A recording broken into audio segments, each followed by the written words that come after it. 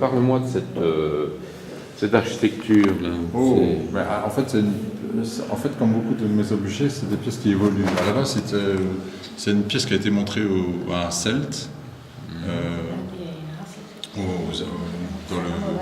au béguinage, là, près du Z33. Oui. Et la pièce a été endommagée pendant l'exposition. Et du coup, j'ai reconstruit une architecture autour pour conserver la pièce, mais lui permettre de continuer à exister.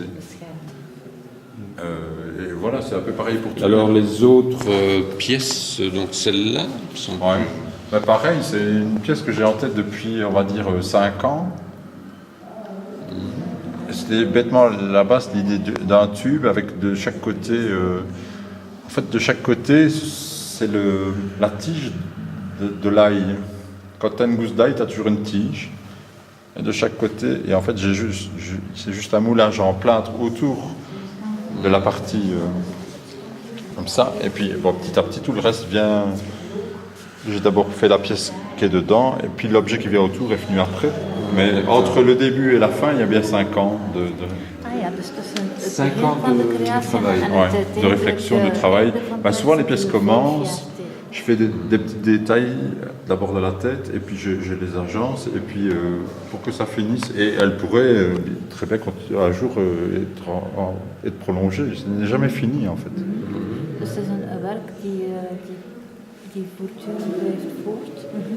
Sauf quand elle est vendue. Sauf quand elle est vendue. Et encore, on ne sait jamais. Alors, les prismes, tous les travaux autour des prismes, donc est-ce que vous pouvez expliquer la démarche? Ce sont d'abord la matière et comment...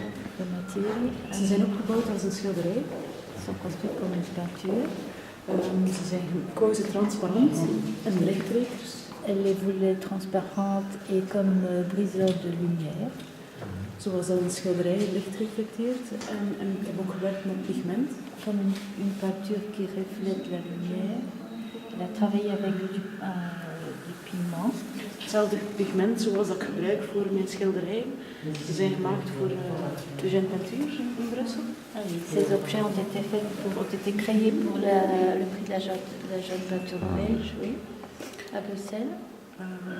Het was een installatie van 102 verschillende prisma's die het licht breken. C'était une installation de 120 pièces qui brisent la lumière.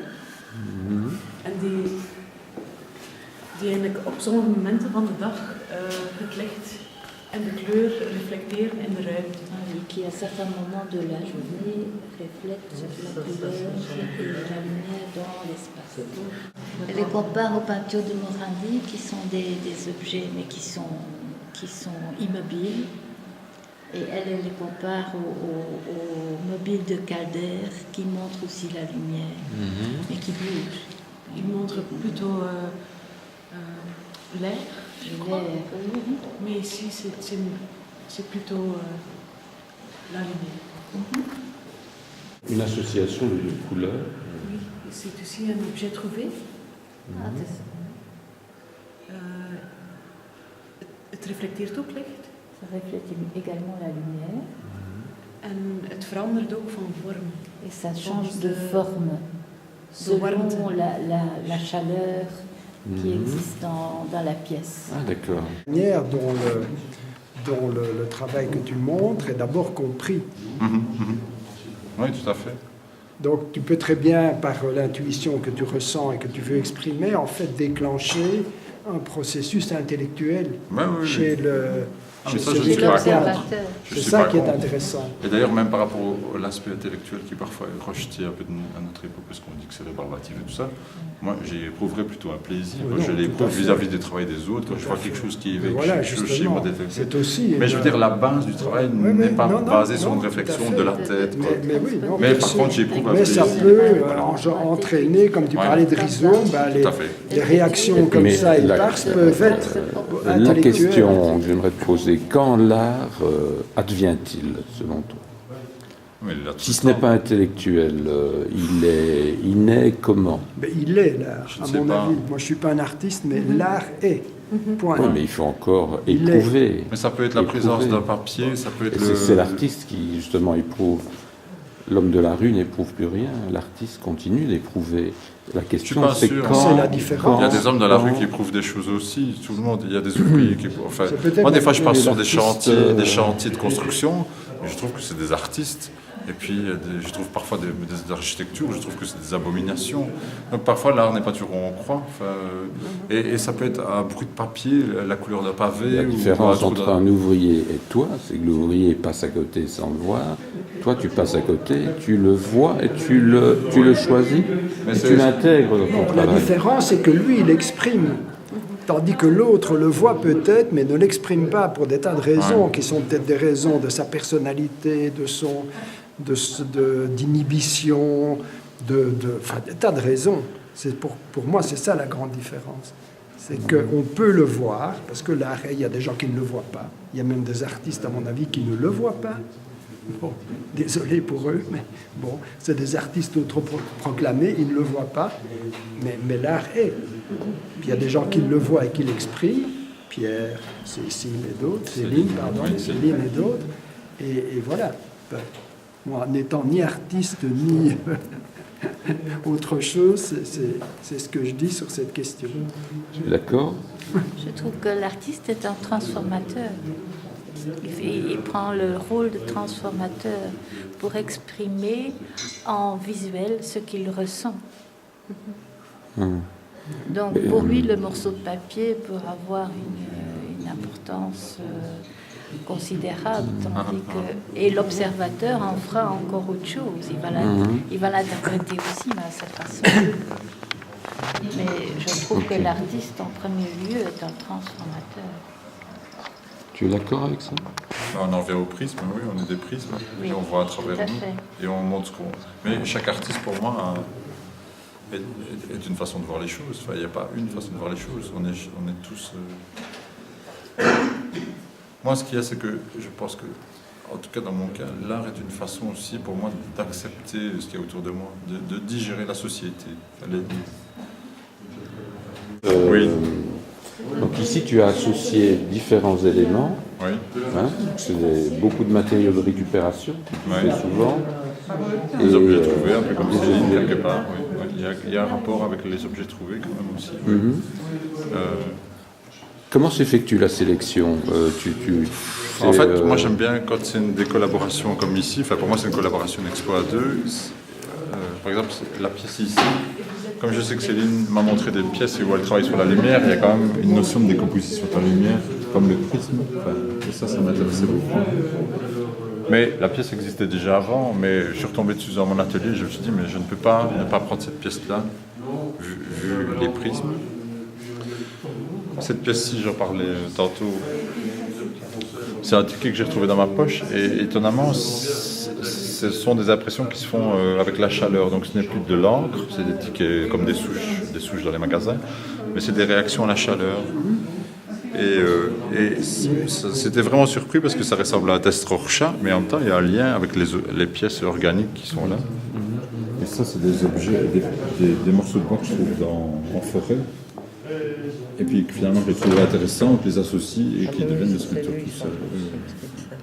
Et tu laisses la boîte, c'est une boîte de cigares, comme tu l'as trouvée avec... Oui. Et j'aimais bien aussi cet agencement.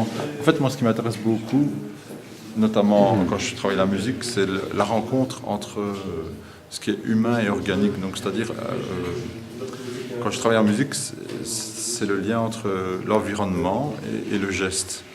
Et là, j'aime bien le côté...